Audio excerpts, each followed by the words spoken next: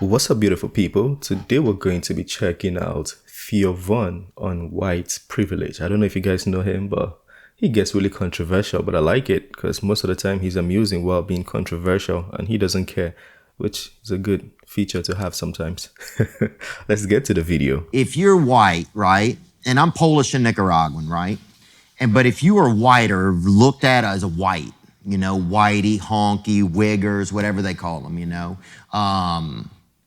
I don't know what they call them in, what do you guys call them? Chavs. Chavs, yeah. Couple fucking, you know, little chavs, right? They are.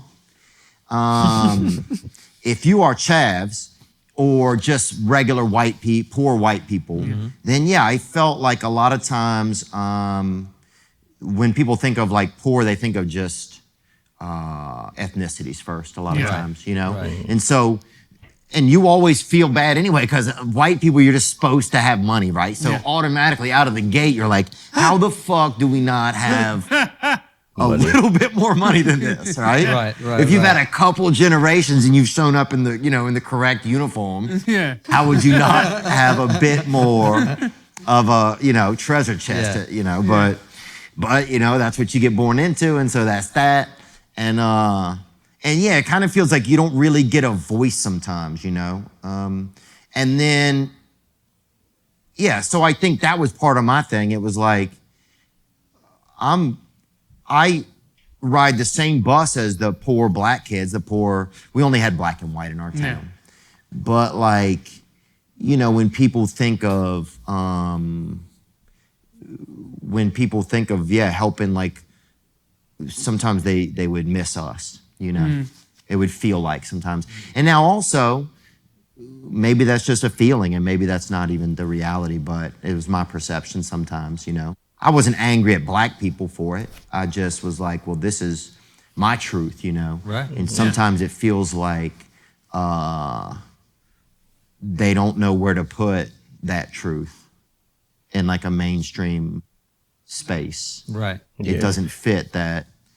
If you're poor and white and not a racist person or, you know, somebody who's mating with their, you know, siblings or whatever, then you, they don't, it's almost like, like you don't exist, but you do.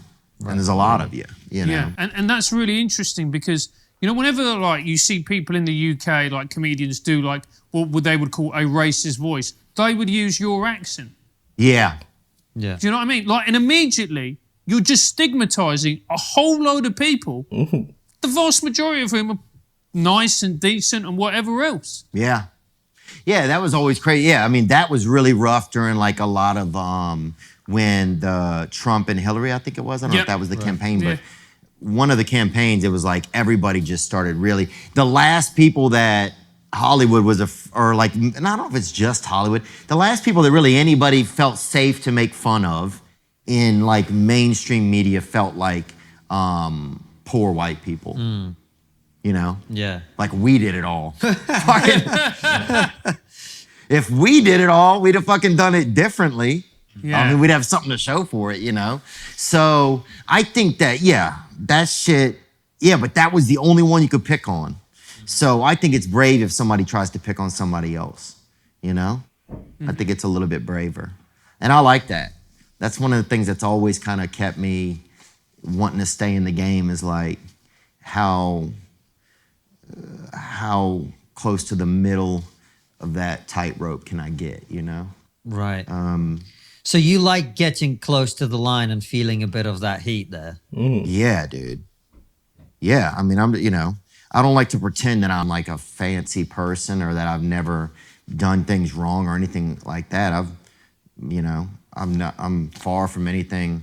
I'm just a regular person, you know, just trying their best or whatever. I don't know. But like, I never, what was the question again?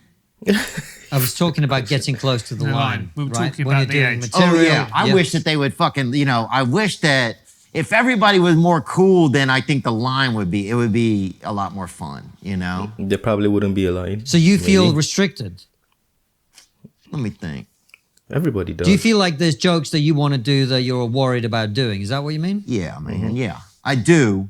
But also, I think you gotta be also like crafty. Yeah. You know, like Yeah. if I hear something that's just like racist or Yeah, just of course. retarded, like that shit makes me mad. But Yeah. if you have something that is creative, then that always should be able to at least be admired in some way, you know. Yeah. But now, yeah, it's a little bit more cagey. What's it like in your country? A lot Yeah, worse. A lot Really? worse, man. Yeah. Are they from the same comedians country? have been arrested for jokes. We've had investigations by the police into comedians telling jokes. Right. What? Someone told a joke and the police turn up and go, explain that joke to us. What if you What? tickle someone?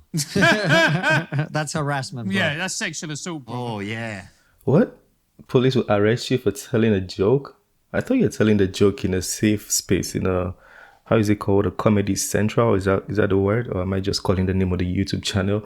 But yeah, it should be a safe space. If you're going to a comedy club comedy club. If you're going to a comedy club to watch a joke, then you should be able to take the joke and enjoy the joke.